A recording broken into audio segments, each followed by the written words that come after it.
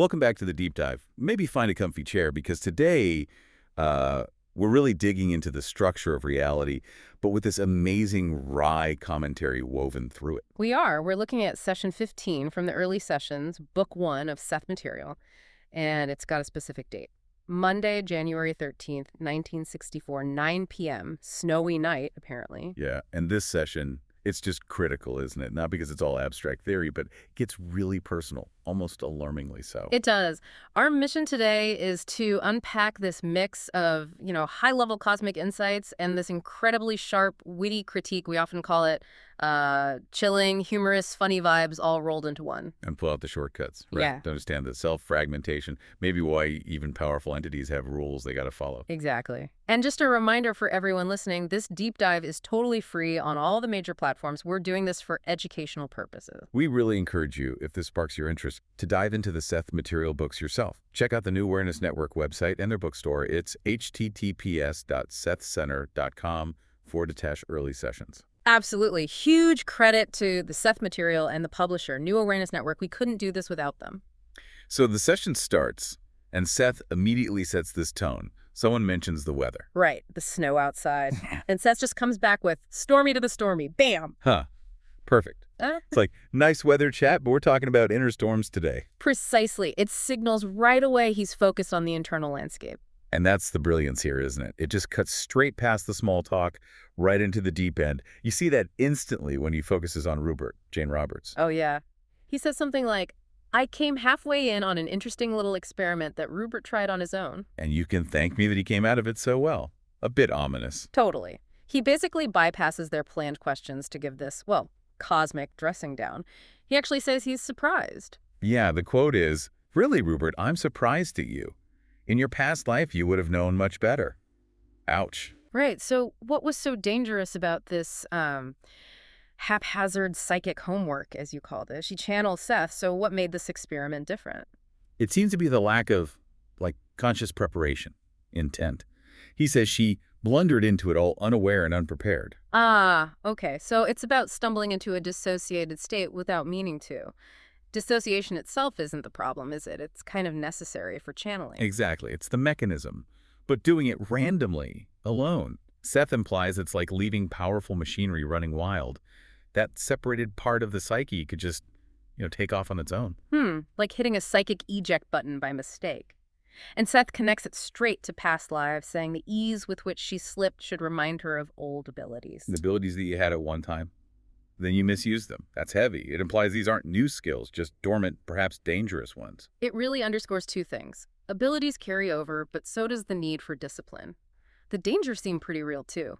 Seth actually commends Joseph Robert Butts for not suggesting levitation when she was in that state. Wait, he says levitation was actually possible then? Apparently, yeah, physically possible, which shows the raw power involved, but also why Joseph's restraint, his grounding presence, was so vital.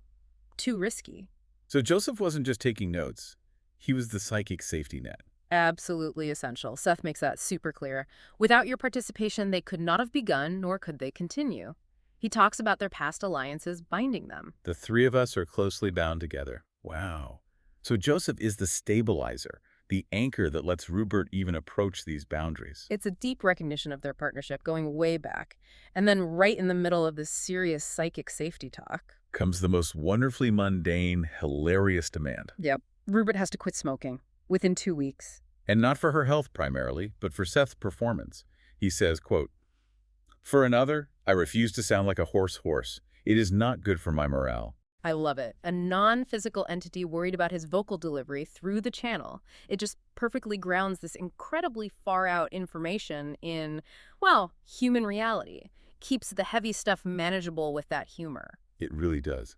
Okay, so from Rubert's personal psychic misstep, the conversation then pivots, right? It scales up to look at fragmented psyches in a broader sense. Yeah, it flows naturally from her dissociation experiment into a question someone asked about schizophrenia, and Seth gives this really structural definition. He calls it a personality fragment that is broken off, from the primary acting personality, and it's often working against that main personality. Right, so not just a split, but an actively opposing force that's broken away.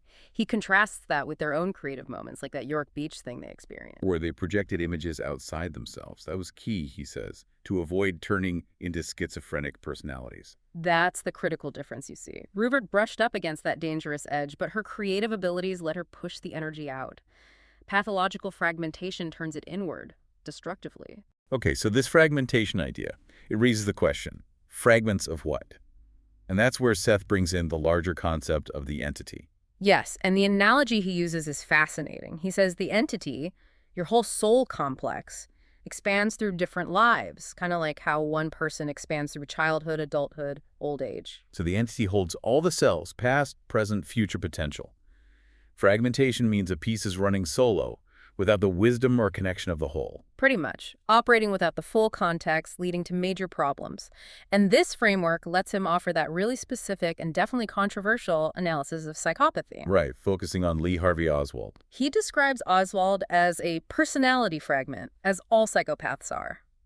And the reason, Seth claims, is that sometimes a part of an entity reincarnates before it should. Before it should, meaning incomplete. Yeah, like it doesn't get the full mental gene blueprint. That's the phrase he uses. Like a corrupted file trying to run on a human operating system. What does that imply about, like, free will or responsibility?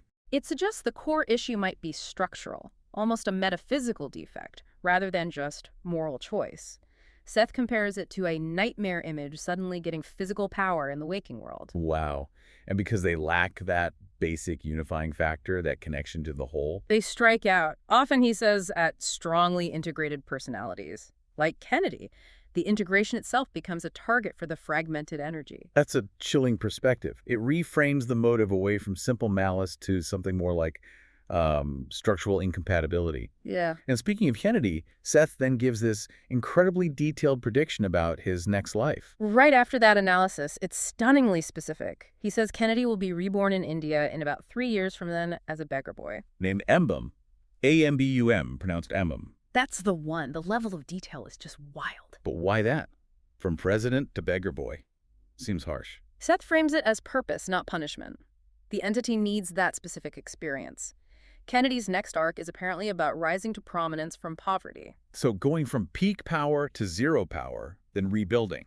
Yeah, to reinforce something for the entity. Maybe about inherent worth or mastery, regardless of circumstance. It's part of this huge cosmic curriculum the entity designs for its own integration. A curriculum woven across lifetimes. Okay. And this layering idea goes deep, doesn't it? Seth talks about the layers within the subconscious, too. He does. He confirms there are layers for past lives, then beneath that, stuff dealing with the race as a whole, and even, as Jane suspected, layers dealing with the pre-human state.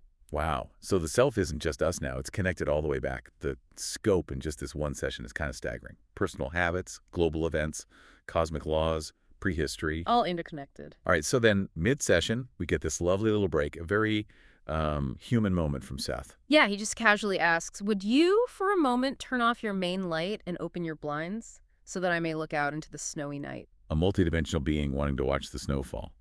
I love that touch of, well, normalcy. Me too. But it leads straight into something pretty extraordinary. The cat incident. Willy the cat. Ah, yes. Willy, the super sensor. The notes describe Willy going ballistic, hissing, spitting, scratching near Joseph during a break. Jean even banged her head trying to deal with it. It was totally out of character for the cat. And Seth explains it. He says Willy is also a fragment, used differently here, maybe just meaning an individual consciousness, but one with highly tuned inner senses. Even now he senses my presence, Seth says. So the cat was reacting to Seth's energy field. That's the implication. Willy was picking up on the dimensional visitor, the shift in the room's energy, and reacting defensively. It's kind of amazing physical validation through an animal. It really is a furry little reality detector. And this leads Seth into explaining how he travels between planes. Using that great analogy, diving equipment. He says visiting another plane or even tapping into Willy's cat consciousness, feeling the fur from the inside, experiencing cat time is possible, like being a spectator. But It takes effort, like changing diving equipment or costumes. That's the key part. It's not just effortless thought travel. There's some kind of energetic or metaphysical adjustment needed for each reality. Changing costumes implies each reality has its own sort of vibrational uniform you need to wear. Something like that. And crucially, even Seth has limits. He can't just go anywhere. He says, I could not travel to higher planes than my own. Where more acute senses than mine would instantly perceive me.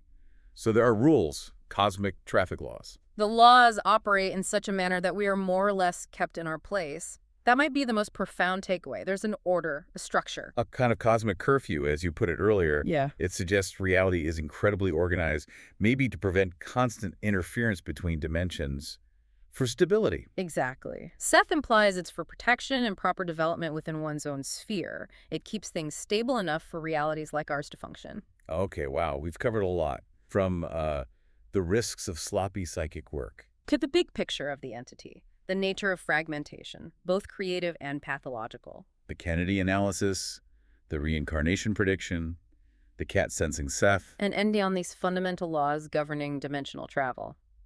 It all ties back together. The personal warning to Ruburt connects to the vast protective structure of the cosmos. It shows the self as this incredibly complex, layered thing plugged into the whole human race, all operating under definite rules. A powerful session. Before we wrap up, let's give credit again.